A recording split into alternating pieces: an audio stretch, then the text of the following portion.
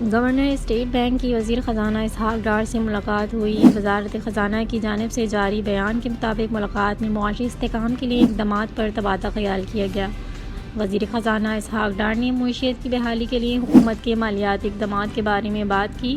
پائیدار اقتصادی ترقی کے لیے مالیاتی اور مانیٹری پالیسی کے درمیان ہم آہنگی کی ضرورت پر زور دیا۔